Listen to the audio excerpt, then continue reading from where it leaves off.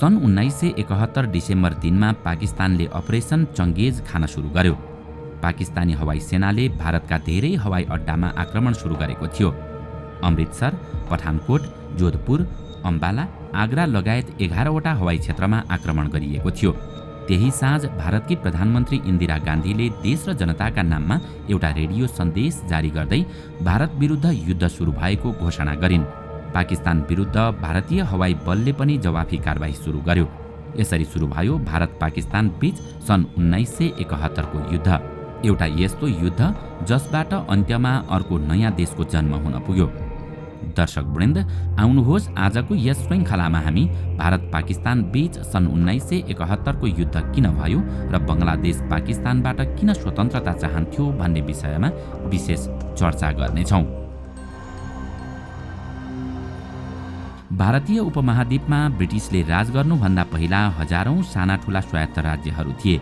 त्यतिबेला यहाँ राजा महाराजाको शासन थियो। उनीहरूको आफ्नै भाषा, संस्कृति र रहनसहन थियो। जब सन् 1757 मा इस्ट इन्डिया कम्पनीले यो क्षेत्र कब्जा गर्दै गयो, त्यसपछि निरन्तर 1947 सम्म यहाँ ब्रिटिसहरूले शासन गरे। जब सन् 1947 मा यस क्षेत्रलाई ब्रिटिसहरूले छोडे, तब भारत र पाकिस्तान अलग भए।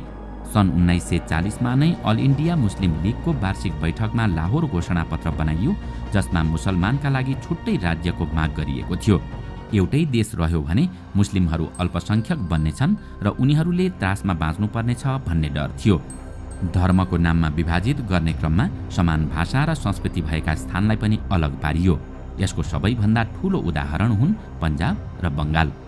पन्जाबको केही भाग पाकिस्तानमा पर्यो भने केही भाग भारतमा रह्यो। बङ्गालको अवस्था पनि त्यस्तै भयो। बङ्गालमा पाकिस्तानको समर्थनमा रहेका मुस्लिमको आशा नयाँ मुस्लिम देश बनेपछि आफ्नो जीवनस्तर वृद्धि हुनेछ, आर्थिक र सामाजिक अवस्थामा सुधार आउनेछ भन्ने अपेक्षा थियो। आफ्नो आधारभूत अधिकार प्राप्त गर्न पनि उनीहरू पाकिस्तानको मुख ताकिरहेका थिए। अङ्ग्रेजहरूले भारत छोडेसँगै विभाजन भएका यी दुई देशमा धेरै ठूलो सङ्ख्यामा मानिसहरूले बसाइसराई गरे। लाखौं मुसलमान भारतबाट पाकिस्तान गए भने लाखौं हिन्दू पाकिस्तानबाट भारत आए। त्यसो त यस बीचमा धेरै दङ्गा र हिंसात्मक झडप समेत हुन पुग्यो। त्यस क्रममा करिब 20 लाखसम्म मानिसको मृत्यु भएको अनुमान गरिन्छ। यो बसाइसराईमा बिहारमा रहेका मुस्लिम पनि पूर्वी पाकिस्तानमा बसाइसरी यिनीहरूलाई बङ्गलादेश विरोधी मानिन्थ्यो। यो त भयो भारत र पाकिस्तान विभाजनको अवस्था। तर यता बङ्गालको विभाजन भने आफैमा विवादास्पद थियो। सुरुवातमा बङ्गालले विभाजन विरुद्ध मतदान गरेको थियो, तर त्यही पश्चिम बङ्गालमा रहने बासिन्दा भने विभाजन चाहन्थे र भारतमै बस्न चाहन्थे। अर्कोतर्फ पूर्वी बङ्गालमा बस्ने बासिन्दा भने विभाजन चाहँदैनथे, तर विभाजन भयो भने पाकिस्तानमा बस्न चाहन्थे। अन्त्यमा विभाजन भयो र पश्चिम बङ्गाल भारतको हिस्सा बन्यो भने पूर्वी बङ्गाल पाकिस्तानको हिस्सा बन्यो। पाकिस्तान नयाँ देश त बन्यो, तर यहाँ बहुसङ्ख्यक बङ्गाली समुदायका मानिस थिए। यो नयाँ देशमा आधाभन्दा धेरै जनसङ्ख्या बङ्गाली थिए, जो पूर्वी पाकिस्तानमा बसोबास गर्दथे। पश्चिम पाकिस्तानमा पन्जाबी, पख्तुन्स, सिन्धिज र बलोचिज थिए। जनसङ्ख्या धेरै पूर्वी पाकिस्तानी अर्थात् बङ्गालीको भए पनि शक्तिमा भने पश्चिमी पाकिस्तानको वर्चस्व थियो। सेना, प्रहरी, सरकारी कर्मचारी लगायत सबै ठाउँमा उनीहरूकै हालिमुहाली थियो। विशेष गरी पन्जाबी र मुहाजिरको बाहुल्यता थियो। यी त भए भारत विभाजनका पृष्ठभूमि, र यही विभाजनमा तयार भयो सन् 1947 पछिको पाकिस्तानमा राजनीतिक परिघटनाको विकासक्रम। पाकिस्तानमा पनि भारतमा जस्तै संसदीय व्यवस्था थियो, तर फरक के थियो भने पाकिस्तानको केन्द्रीय सरकार धेरै शक्तिशाली थियो। एक व्यक्तिको हातमा शक्ति केन्द्रित हुँदा संसदीय व्यवस्था सही ढङ्गले स्थापित हुन सकिरहेको थिएन। सन् 1946 मा ब्रिटिस सरकारले भारतमा निर्वाचन गराएको थियो। त्यो परिणाम हेरेर पछि भारत र पाकिस्तानको जसरी विभाजन गरियो, विधायकहरूलाई पनि त्यसरी नै विभाजन गरिएको थियो। पाकिस्तानमा मोहम्मद अली जिन्हा गभर्नर जनरल बने। स्वतन्त्रताको 1 वर्षपछि नै उनको मृत्यु भयो। उनको मृत्यु भएपछि नजिमुद्दिन गभर्नर जनरल बने भने लियाकत अली खान प्रधानमन्त्री बने। करिब 3 वर्षपछि सन् 1951 अक्टोबरमा लियाकतको हत्या गरियो र नजिमुद्दिन नयाँ प्रधानमन्त्री बने। त्यसपछि पन्जाबका गुलाम मोहम्मदलाई गभर्नर जनरल बनाइयो। सन् 1953 मा पाकिस्तानमा पहिलो सैनिक विद्रोह भयो र नजिमुद्दिनलाई अपदस्थ गरेर गुलाम मोहम्मद सत्तामा आए। सन् 1954मा पाकिस्तानमा निर्वाचन भयो र धेरै सिट युनाइटेड फ्रन्टले जित्यो, जुन विपक्षी दलहरूको गठबन्धन थियो। तीमध्ये सबैभन्दा ठूलो पार्टी अवामी लीग थियो र त्यो पूर्वी बङ्गालको पार्टी थियो। निर्वाचनको यस्तो परिणाम आएपछि गुलाम मोहम्मदले संविधान सभा भङ्ग गरे र सन् 1955मा पद छोडे। त्यसपछि major general Iskandar Mirza governor general बने। उनको शासनकालमा पूर्वी बङ्गालको पुनर्नामाकरण गरियो। त्यसपछि पूर्वी बङ्गाललाई पूर्वी पाकिस्तान भन्न थालियो। सन् 1947 र 1971 को बीचमा त्यहाँ धेरैजसो समय सैनिक शासन चलिरहेको थियो। राजनीतिक दलहरूबाट उनीहरूको शक्ति खोसिएको थियो। विशेष गरी पूर्वी बङ्गालमा रहने मानिसले राजनीतिक रूपमा प्रतिनिधित्व गर्ने अवसर पाइरहेका थिएनन्। देशको बजेटको 75% बजेट पश्चिम पाकिस्तानले खर्च गर्ने गर्दथ्यो, तर देशको 62% राजस्व भने पूर्वी पाकिस्तानबाट आउन थालेको थियो। सन् 1969 देखि 1970मा प्रतिव्यक्ति आय पूर्वको भन्दा पश्चिमको 61% धेरै थियो। पश्चिममा पूर्वको भन्दा 25% धेरै सैनिक थिए। त्यो भन्दा पनि यहाँ सबैभन्दा ठूलो मुद्दा भाषालाई लिएर भयो। जिन्नाको मान्यता के थियो भने पूर्व र पश्चिमको वास्तविक एकता त्यति बेला मात्रै सम्भव थियो जति बेला दुवैले एउटै भाषा प्रयोग गर्दछन्। उनको रायमा त्यो भाषा उर्दू हुनुपर्दथ्यो, तर 56% पाकिस्तानी बङ्गालीमा कुराकानी गर्दथे। उर्दूलाई सम्भ्रान्त वर्गको भाषा मानिन्थ्यो। सन् 1948 मार्च 21मा मोहम्मद अली जिन्नाले ढाकामा भाषण गर्दा नै पाकिस्तानको राष्ट्रिय भाषा उर्दू मात्र भएको बताएका थिए। त्यो सुनेर बङ्गालमा बस्ने नागरिक आक्रोशित भए। उर्दू भाषा लादिएपछि बङ्गाली भाषीको आन्दोलन सुरु भयो। सन् 1952 फेब्रुअरी 21मा भाषा आन्दोलनको ठूलो प्रदर्शन भयो। विद्यार्थी र राजनीतिक कार्यकर्ताको ठूलो समूह प्रदेश सभा अगाडि प्रदर्शनमा उत्रिएको थियो, तर पाकिस्तानी सेनाले उनीहरूमाथि गोली चलायो। त्यो घटनामा 5 जनाको मृत्यु भयो। आज पनि फेब्रुअरी 21लाई बङ्गलादेशमा भाषा शहीद दिवसका रूपमा मनाउने गरिन्छ। यसरी सन् 1965मा भएको भारत पाकिस्तान युद्धपछि पूर्वी पाकिस्तान झनै कमजोर बन्यो। त्यसपछि पूर्वी र पश्चिमी पाकिस्तान बीचको खाडल झन ठूलो हुन थाल्यो। त्यसपछि पूर्वी पाकिस्तानको आर्थिक विकासलाई लिएर 6 बुँदे माग अघि सारियो। यो माग अवामी लीगका संस्थापक नेता शेख मुजिबुर रहमानले उठाएका थिए। यी माग यस्ता थिए जसले पूरा पाकिस्तानलाई हल्लाएको थियो। त्यसमा 2 छुट्टा छुट्टै मुद्रा, अलग सेना, फरक वैदेशिक मुद्रा सञ्चिति, पूर्वी पाकिस्तानमा भएका स्रोत साधनबाट आएको राजस्व उसैलाई दिनुपर्ने जस्ता माग सामेल थिए। त्यो सुनेर पश्चिम पाकिस्तान रिसायो र सम्पूर्ण माग अस्वीकार गर्यो। ती माग विभाजनकारी भएको पश्चिम पाकिस्तानको भनाइ थियो। सन् 1968 जुन 19मा अयुब खानको सरकारले शेख मुजिबुर रहमानलाई गिरफ्तार गर्यो। पाकिस्तान विरुद्ध षड्यन्त्र गरेको आरोपमा उनीसँगै 34 अन्य बङ्गाली सैन्य अधिकारी र सर्वसाधारणलाई पनि गिरफ्तार गरियो। उनीहरूलाई राज्यद्रोहको मुद्दा चलाइयो। यसलाई अगरतला कन्स्पिरेसी केसको नामले चिनिन्छ। रहमान र उनका साथीहरूले स्वतन्त्र बङ्गलादेश बनाउनका लागि भारतको अगरतलामा बसेर षड्यन्त्र रचेको अयुब खानको आरोप थियो। अगरतला भारतको त्रिपुरामा रहेको छ। त्यति बेलासम्म रहमान प्रसिद्ध राजनीतिक नेता बनिसकेका थिए। उनलाई गिरफ्तार गरिएपछि पूर्वी बङ्गालीहरू सडकमा उत्रिए। सडकमा प्रदर्शन तीव्र हुन थाल्यो। प्रदर्शन चलिरहेकै बेला शेख मुजिबुरका साथी सर्जेन्ट जहारुल हकको जेलमै हत्या गरियो। त्यो सुनेर प्रदर्शनकारी झनै उग्र भए। प्रदर्शन थेक्न नसकेर अयुब खानले सन् 1969 फेब्रुअरी 22मा रहमानलाई जेलमुक्त गरे। उनीमाथि लगाइएको राज्यद्रोहको मुद्दा पनि फिर्ता लिइयो। प्रदर्शन र मजदुर आन्दोलन यति उग्र भएको थियो कि अयुब खानले राजीनामा नै दिनु पर्यो। विगत 10 वर्षदेखि उनले पाकिस्तानमा सैनिक शासन चलाइरहेका थिए। आफूले राजीनामा दिएपछि अयुबले जनरल याया खानलाई पद सुम्पिए। यायाले सन् 1970मा पाकिस्तानमा निर्वाचन गराए। त्यो निर्वाचनको परिणाम धेरै नै आश्चर्यजनक आयो। पूर्वी पाकिस्तानको राजनीतिक दल अवामी लीगले धेरै सिट जित्यो। 313 सिटमा 167 सिट अवामी लीगले जित्यो, तर उसले पश्चिम पाकिस्तानमा भने 1 सिट पनि जितेको थिएन। पाकिस्तानका 313 सिट मध्ये 169 सिट पूर्वी पाकिस्तानमा र बाँकी पश्चिम पाकिस्तानमा थिए। पश्चिम पाकिस्तानमा पाकिस्तान पिपुल्स पार्टीले 86 सिट जित्यो, तर यसले पनि पूर्वी पाकिस्तानमा 1 सिट पनि जितेको थिएन। त्यो परिणामले पाकिस्तानका 2 भाग बीचको खाडल कति गहिरो भइसकेको छ भन्ने देखाउँथ्यो।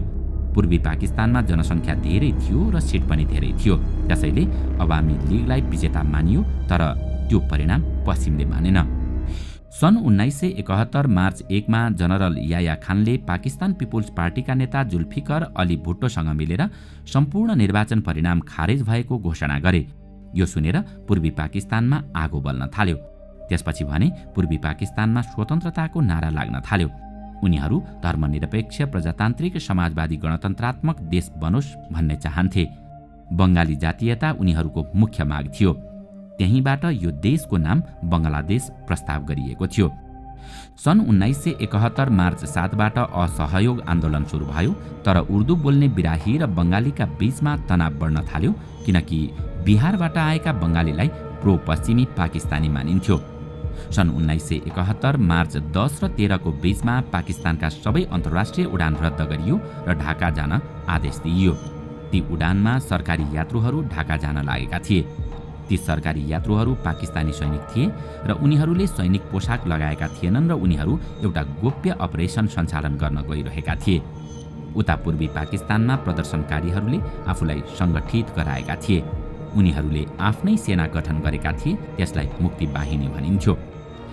मुक्ति बाहिनीले गुरिल्ला युद्ध गरिरहेको थियो। त्यहाँ भारतीय सेनाको पनि योगदान थियो। भारतीय सेनाले उनीहरूलाई प्रशिक्षण दिएको थियो। त्यसपछि पश्चिम पाकिस्तानले पूर्वी पाकिस्तान शान्ति समिति गठन गर्यो र त्यसको नाम शान्ति बाहिनी राखियो। त्यो शान्ति बाहिनीले धेरै युद्ध अपराध गर्ने गर्दथ्यो। हजारौं नागरिकको हत्या गर्ने, महिलामाथि अत्याचार गर्ने, विशेष गरी बौद्धिक वर्गलाई छानी छानी मार्ने गर्थ्यो। यति बेलासम्म पूर्वी पाकिस्तानको अवस्था निकै खराब भइसकेको थियो। सन् 1971 मार्च 25 मा पश्चिम पाकिस्तानको सरकारले भयङ्कर नरसंहारको योजना बनायो। यसको नाम अपरेसन सर्चलाइट थियो। यस अन्तर्गत बङ्गलादेशको स्वतन्त्रता माग गर्नेलाई गिरफ्तार गरेर मारिन्थ्यो।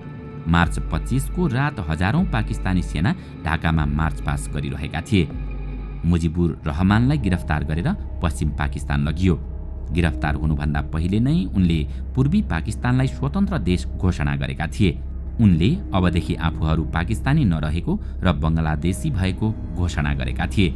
यो घोषणा एउटा ट्रान्समिटरद्वारा गरिएको थियो, त्यसैले ट्रान्समिसन हुन केही घण्टा लागेको थियो। त्यति बेलासम्म आधा रात कटिसकेको थियो।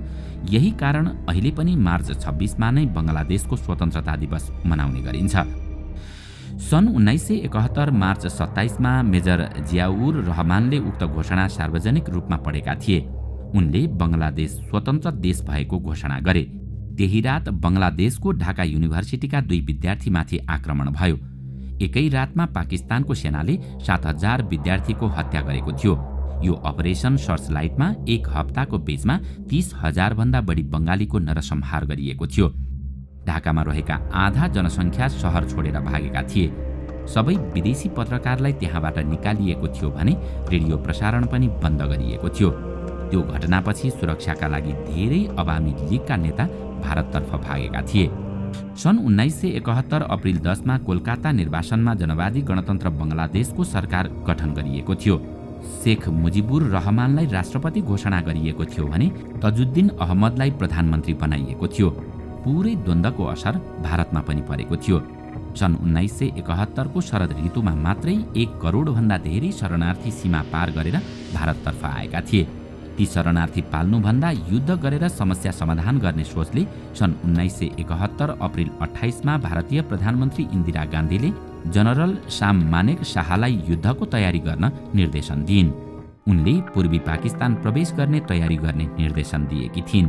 तर जनरल मानेक शाहलाई यति छोटो समयमा युद्धको तयारी गरेर जित्न सकिन्छ भन्ने आत्मविश्वास थिएन। त्यसैले उनले राजीनामा दिने प्रस्ताव राखे। प्रधानमन्त्री गान्धीले जनरल मानेक शाहलाई आफ्नो हिसाबले काम गर्ने स्वतन्त्रता दिइन् र जब तयारी पूरा हुन्छ त्यतिबेला मात्रै आक्रमण गर्ने आश्वासन दिइन्। त्यसपछि जनरल मानेक शाहले मुक्ति बाहिनीलाई सैनिक प्रशिक्षण दिएर युद्धको तयारी सुरु गरेका थिए। सन् 1971 जुलाईसम्म आइपुग्दा भारतीय प्रधानमन्त्री गान्धीले पूर्वी पाकिस्तानलाई पाकिस्तान भन्नै छोडिसकेकी थिइन्। उनी त्यसलाई बङ्गलादेश भनेर सम्बोधन गर्न थालेकी थिइन्। सन् 1971 डिसेम्बर 3 मा पाकिस्तानले अपरेसन चेङ्गेज खान सुरु गर्यो र भारतका हवाई अड्डाहरूमा आक्रमण सुरु गर्यो। जवाफमा भारतले पश्चिम पाकिस्तानमा प्रतिरक्षात्मक सैनिक रणनीति सुरु गरेको थियो भने पूर्वी पाकिस्तानमा आक्रामक अभियान चलाएको थियो, अर्थात् सैनिकलाई युद्ध मैदानमा उतारेको थियो।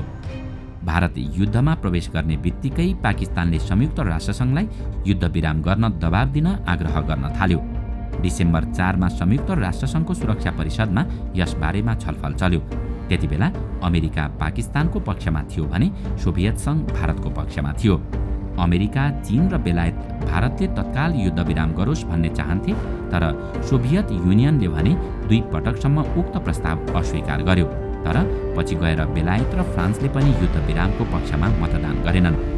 सन् 1971 डिसेम्बर 3 मा बङ्गलादेशलाई औपचारिक रूपमा मान्यता दिने भुटान पहिलो देश बन्यो। त्यही दिन भारतले पनि बङ्गलादेशलाई औपचारिक रूपमा मान्यता दियो। डिसेम्बर 12 सम्म आइपुग्दा पाकिस्तान हारतर्फ उन्मुख भइसकेको थियो। त्यसपछि पाकिस्तानका प्रधानमन्त्री जुल्फिकर अली भुट्टो युद्धविराम गराउने विषयमा छलफल गर्न अमेरिका गए। त्यो प्रक्रिया 4 दिनसम्म चल्यो। तर त्यही क्रममा पूर्वी पाकिस्तानमा पाकिस्तानी सेनाले आत्मसमर्पण गरिसकेका थिए। उता पाकिस्तानी प्रधानमन्त्री भुट्टो निराश भएर संयुक्त राष्ट्रसङ्घमा आफ्नो भाषण बीचमै रोकेर बैठकबाट हिँडे। सन् 1971 डिसेम्बर 16 मा भारतीय सेनाले ढाका शहरलाई चारैतिरबाट घेरेका थिए। पाकिस्तानी सेनालाई आत्मसमर्पण गर्न 30 मिनेटको समय दिइएको थियो। पाकिस्तानका लेफ्टिनेन्ट जनरल अमीर अब्दुल्लाह खान नाजीले कुनै प्रतिरोध नगरिकन आत्मसमर्पण गरे। पूर्वी पाकिस्तानमा रहेको सरकार तत्काल पतन भयो। त्यही दिन ऐतिहासिक इन्स्ट्रुमेन्ट अफ सरेन्डरमा हस्ताक्षर गरियो। 93,000 भन्दा धेरै पाकिस्तानी सेनाले भारतीय र बङ्गलादेश स्वतन्त्रता सेनानी समक्ष आत्मसमर्पण गरेका थिए।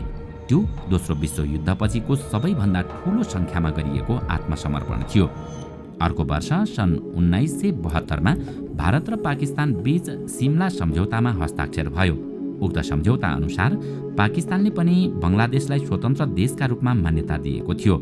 त्यसको बदलामा भारतले बन्दी बनाएका 93,000 युद्धबन्दीलाई 5 महिनाको अन्तरालमा मुक्त गरिने र भारतले युद्धको क्रममा कब्जा गरेको पश्चिम पाकिस्तानको 13,000 वर्ग किलोमिटर जमिन पनि फिर्ता गरिने भयो।